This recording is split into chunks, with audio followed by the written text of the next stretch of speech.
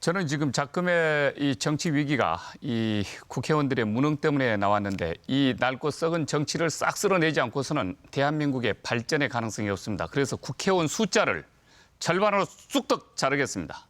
그리고 보험급도 절반으로 싹 자르겠습니다. 그리고 국민들이 국회의원을 언제든지 파면시키고 소환시킬 수 있도록 국민 소환제로 적용시키겠습니다. 그리고 국회의원들을 2년마다 한 번씩 중간평가제를 실시하겠습니다. 그래서 주민 투표제를 실시해서 투표 참여의 3분의 1 정도가 동의하면은 그 동의한 숫자의 과반 정도가 찬성하면은 바로 국회의원을 선거를 다시 들어가는 그런 국회의원 해산제를 실시하겠습니다. 그리고 권력구조는 임기를 4년으로 2번씩 하되 정부통령제를 주겠습니다. 그러니까 4년 중임제로 하고 정부통령제로 하겠습니다. 이것이 작금의 시국을 막는 그런 어떤 대통령제의 대안이라고 생각합니다. 자, 이재호 후보에게 묻겠습니다. 권력구조를 어떻게 생각하십니까? 개편을. 분권형 개헌을 해서요. 4년 중임 분권형 대통령제가 제가 10년 전부터 주장하고 책을 펴낸 바가 있습니다.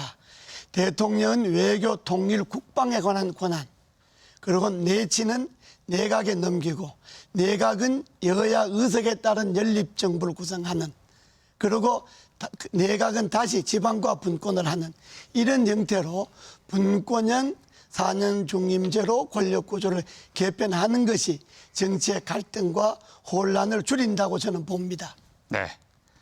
국회의원 완전히 파면시키고 불체포 특권도 완전히 없어서 면책 특권도 완전히 없어서 범죄 짓고 국회에 들어가서 보호받는 그런 어떤 정치인들을 색출해서 정리를 해야만이 대한민국이 새로워진다. 이 말씀을 드리고 싶습니다. 네, 다음 발언해 주실 분 계십니까? 네, 조은진 후보 말씀해 주시죠. 지금 김선동 후보는 통진당이죠, 그전에. 지금은 뭐죠, 이름이? 민중연합당입니다. 민중연 이번에 그 세월호 그전에는 통합진보당이었습니다. 그게 통진당이죠. 이번에 세월호 집회에 참 주도적으로 참석한 거죠. 이석기 석방하고 막 나오던데. 세월호 집회에 적극적으로 참여한 것은 맞습니다. 이석기 석방도 거기서 건 거죠. 이석기 석방은 아마 이석기 의원 석방을 바라는 사람들이 자발적으로 이 자연 세월호 발생적으로 한 것 같습니다. 지금 그 촛불 집회에 주도 세력들이 실질적으로 김일성 주체사상을 따르던 주사파, 그다음에 대한민국을 좀 자유민주주의를 좀 무너뜨리겠다는 통진당 아로 잔당 세력들, 또 민주노총, 정교조, 종북 좌파 세력들 280개 정도 되는 그 제야 친북 단체들, 이 사람들이 주도했단 말이에요. 평화 시위를 했는데 실질적으로 친북 단체들을 주도해가지고 박근혜 대통령을 엮어가지고 이제 탄핵을 시켰는데, 이제 이것 제대로 다 돌려야 될 것 같아요. 돌려서 대한민국 자유민주주의에 대해서 도전하는 어떠한 세력, 또 시장 경제에 도전하는 어떠한 세력도 단호하게 막아야 된다. 그렇지 않으면은 이 대한민국의 존재 자체가 어려워진다. 이 세력들은 우리나라 태극기에 대해서 예를 안 갖춰요. 애국가도 안 불러요. 그럼 뭘 하겠다는 거예요? 민중민주주의 하겠다는 거야. 그 다음 뭐냐? 통일연방제를 통해서 북한의 사회주의 하겠다는 거예요. 이 대한민국의 정체적인 자유민주주의를 지키지 못하면은 우리는 큰 화를 당할 수밖에 없다. 그래서 이번 대통령 선거는 이 체제를 지키려는, 자유민주주의를 지키려는 세력하고 자유민주주의를 무너뜨리려는 세력들의 싸움이다. 또 그다음에 남재준 후보께 좀 여쭤보겠습니다. 아니 제가 아니요, 잠깐만. 제가 발언권이 있으니까. 발언권을 갖고 있는 거 아니니까. 제가 지금 말을 마무리해야 지금 돼. 질문을 한 번 하셨으니까요. 네. 그러면은 김선동 후보 질문 기회를 드리고 그다음에 또 질문 기회를 드리도록 하겠습니다. 네, 김선동 후보. 예, 합리적으로 하시죠. 우선 조은진 후보는 대법원에서 소위 말하는 그 국정원이 그렇게 떠들었던 아로라고 하는 무슨 그 비밀 조직이 실체가 없다고 대법원에서 명확하게 판결 난 사실을 부정하고 계시는데, 대법원의 판결도 부정하시면서 무슨 이야기를 하시겠습니까? 3월 10일 날 박근혜 대통령이 파면되었을 때 헌법재판소의 결정에 대해서 우리 국민들은 86%가 잘했다 이렇게 평가를 했고요. 92%가 이 결정에 승복해야 된다 이렇게 했습니다. 국민 92%가 승복해야 된다고 하는 사안에 대해서 아직도 승복하지 못하고 지금 세상이 바뀐 줄 모르고 철진한 메뚜기처럼 뛰어다니면 되겠습니까? 지금 그 문제는요. 제가 이 편파 방송들한테 얘기를 했어요. 일주일만 50대 50 편파 방송 하지 말고 50대 공정 방송 해라. 그러면 국민들 여론은 100% 바뀐다. 왜? 5개월 동안에 마녀 사냥했지 않습니까? 태블릿 PC 조사하라고 했는데 안 했잖아요. 고용태 조사하는데 안 했잖아요. 이거 검찰에서 고용태를 그냥 2천만 원, 3천만 원 사범으로 집어넣으면 안 됩니다. 이 진실을 밝히기 위해서는 아니 5개월 동안을 마녀사냥 편파방송을 하면 어느 국민이 그렇게 안 가겠습니까? 저는 일주일만 있는 그대로의 공정방송하면 충분하게 진실 밝힐 수 있다 이렇게 보고요. 아까 제가 질문했는데 네. 우리 남재준 후보님 예. 지금 이 박 대통령하고 최소의 최순실이하고 이렇게 하는데 경제공동체라는 얘기가 자꾸 나와요. 그런데 실질적으로 김대중 대통령 때 김홍거리부터 세 아들 엄청나게 해먹었잖아요. 그다음에 노무현 대통령 실질 500만 불 받았잖아요. 그다음에 권양숙 여사 100만 불 받고 유학비 640만 불 70억 받았잖아요. 아니 경제 공동체 같으면 권양숙 여사하고 노무현 대통령이 경제 공동체고 그다음에 김대중 대통령하고 그 아들 3명이 경제 공동체 아닙니까? 경제 공동체를 어떻게 집사밖에 안 되는 박근혜 대통령하고 이게 최순실을 시키느냐 이 문제에 대해서 어떻게 생각하세요? 전혀 동의하지 않습니다.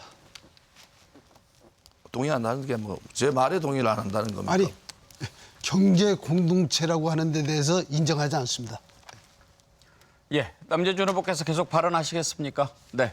혹시 정치 외교 분야에 관해서 토론 네, 제가 발언하실 분. 질문하겠습니다. 네, 이경희 후보 말씀해 주시죠. 존경하는 이재호 후보님께 질문하겠습니다. 예. 그 문재인 후보가 그 지난 토론에서 북한을 주적이라고 말하지 못했어요.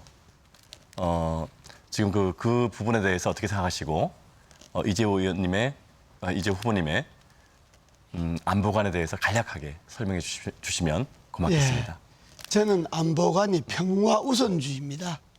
한반도의 평화만이 한반도의 통일을 달성할 수 있다.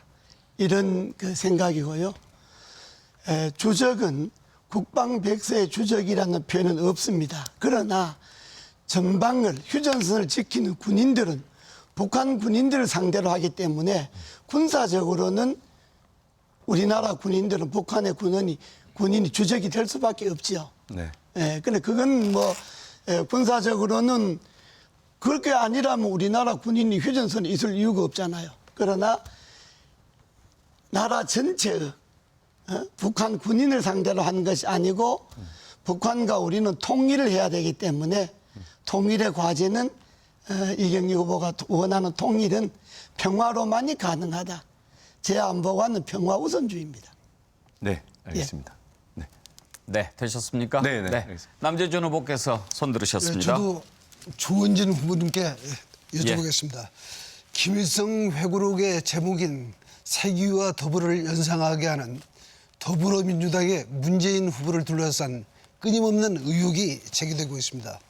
이산가족 상봉 문제, 김대중 노무현 정부 시절의 대북 송금 및 전략물자 반출 문제, 1심의 간첩단 사건 문제, 그리고 송민순 외통부 장관의 회고록에 관련된 문제, 그리고 남북 정상회담 준비위원장으로서 문재인 당시 비서실장이 주재했던 전략회의에서 공동어로 수역에 대한 국방부 안이 배제되고 지금 현재 NL 대화록에서 공표된 그러한 거의 반역적 안이 채택된 그런 모든 배경에 대해서 특검을 실시함으로써 반드시 위법사항에 대해서 처벌해야 된다고 생각합니다. 어떻게 생각하십니까? 지금 저는 뭐 문재인 후보 자격이 아예 없는 사람이다. 왜 그러냐. 자유민주주의라는 게 대한민국의 정체성인데 이 종북 좌파 세력들을 등에 업고 대통령 되려고 하면은 자유민주주의 국가의 대통령 될 자격이 있느냐. 우선 그렇게 보고요. 또 하나는 노무현 사장, 김대중 사장을 따르겠다는데 저는 도대체 이해가 안 가요. 그분들이 뭘 그렇게 잘했는지 말이죠. 한 사람은 자살하고 한 사람은 아들들 부정부패 때문에 굉장히 어려운 말로를 간 거 아닙니까? 그래서 저는 문재인 후보가 대통령 후보로서의 자격이 없다. 특히 대한민국 대통령으로 자격이 없다. 왜? 핵의 이 중대한 안보 관계에서 문재인 후보가 할 자리가 없어요. 북한하고 싸워도 될까 말까 하는데 북한 먼저 방문하겠다는 게 무슨 자격이 있습니까?